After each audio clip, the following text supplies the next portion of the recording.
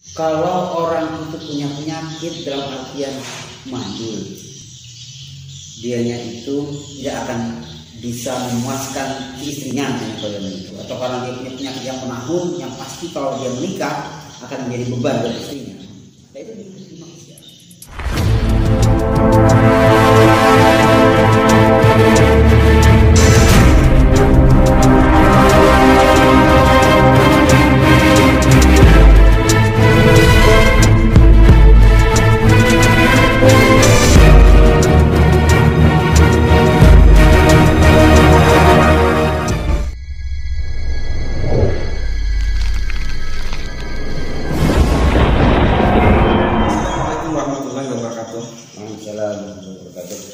Jumpa kembali lagi pemirsa di sajian setiap hari Minggu, sebuah program baru yang mengkaji tentang masalah keislaman, masalah religi, masalah keagamaan yang kita kemas secara santai, ngobrol agama santai.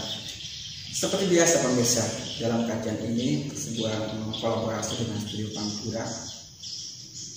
Kita ditemani masih dengan narasumber yang sama, Bapak Haji Abdul Rosid Ridho. Assalamualaikum Haji. Waalaikumsalam.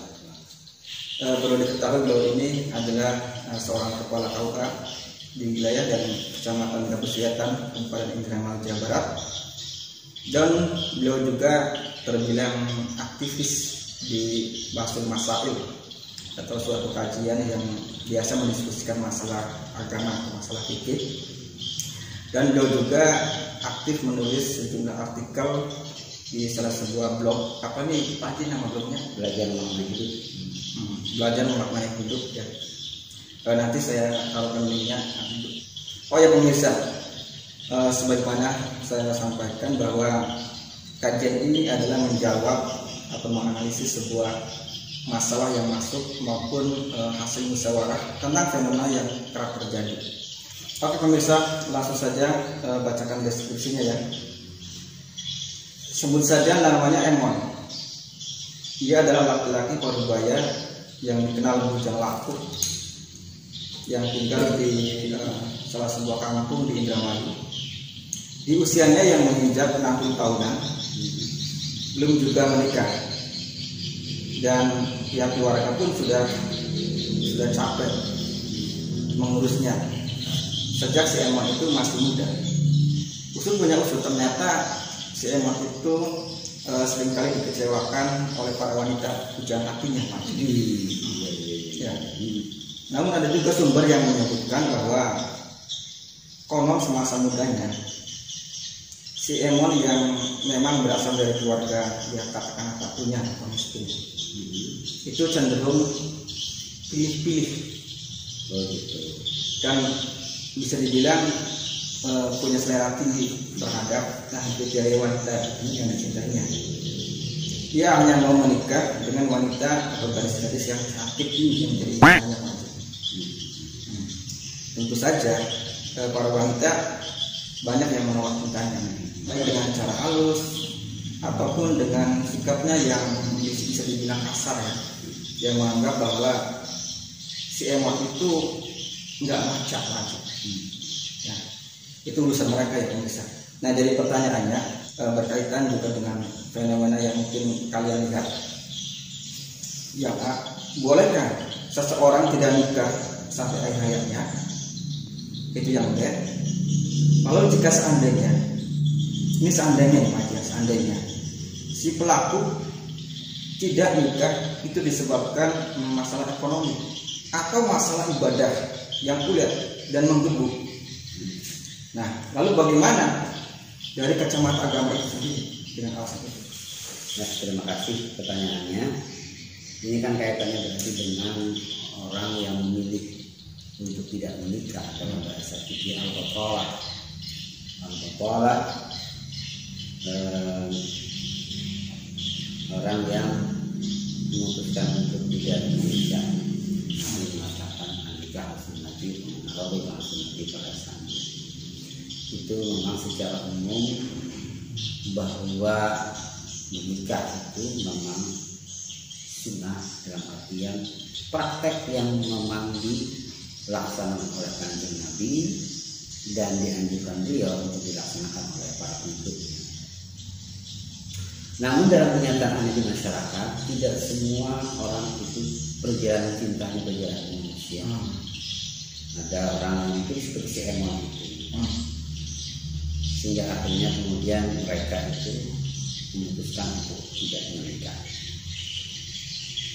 Kita bisa memilah-milah masalahnya. Jika memang pertama, jika tidak menikah sampai akhir hayatnya boleh apa tidak, maka kita harus lihat dulu persoalannya. Nah, jika dia memutuskan untuk tidak menikah sampai akhir hayatnya, padahal dianya itu bisa berusaha dan dia juga memang secara ekonomi tidak mampu, tapi kan dia bisa berusaha. Maka kalau tidak ada alasan yang lain, melulu hanya karena memang dia tidak ingin menikah, tidak berhasrat lagi untuk menikah, dan kondisinya memang dia tidak secara ekonominya memang lemah, tapi dia bisa bekerja ya. Maka itu dikatakan makruh dalam syarah al-Mahalli. Fa'il lam yahtaj ila bi an lam taqut nafsuhu ila waqti kuriha lahu in faqada ihdah. Jadi seseorang yang memang tidak berhasrat untuk menikah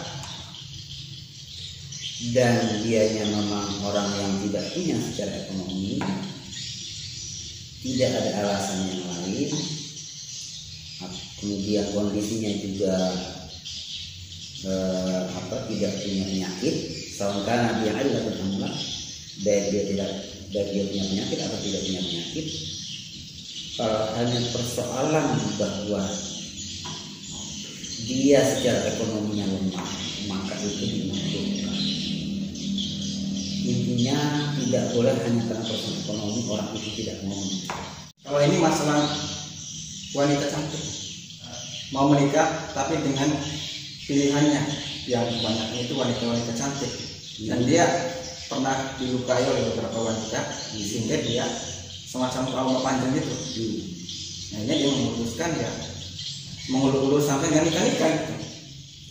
Kalau begitu berarti kan bukan karena persoalan ekonomi ya, bukan karena persoalan ibadah. Kalau menurut saya seperti itu sesuatu yang dimaksudkan.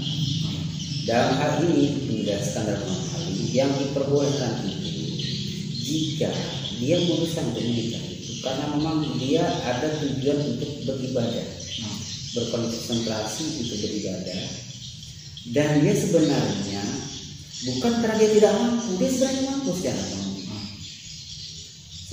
secara ekonomi, dan juga dia itu tidak punya penyakit. Artinya kalau orang itu punya penyakit dalam artian dia yang bisa mandul, dianya itu tidak akan bisa memuaskan si istrinya, hanya lemah syahwat yang tidak bisa diobati, atau kalau dia punya penyakit yang penahun yang pasti kalau dia menikah akan menjadi beban buat istrinya. Jadi dia yang diperbolehkan ya, dia memang berniat untuk konsentrasi beribadah. Kalau bahasanya tadi gemar beribadah ya. Dan dia tidak ada masalah dengan persoalan ekonomi. Artinya secara ekonomi dia mampu dan kesehatannya dia juga normal. Artinya kalaupun dia menikah dia tidak akan menyakiti si perempuan karena dia sehat. Secara alamiah dia masih bisa memuaskan si istri. Artinya secara fungsi seksualnya masih berfungsi normal. Tetapi dia memang sudah tidak berhasrat lagi untuk hal itu dan ingin berkonsentrasi beribadah. Nah, itu yang diperbolehkan. Penting kita garis bawahi bahwa persoalan ekonomi ini merupakan sesuatu menjadi hal yang bisa mempengaruhi hukum dalam persoalan pernikahan.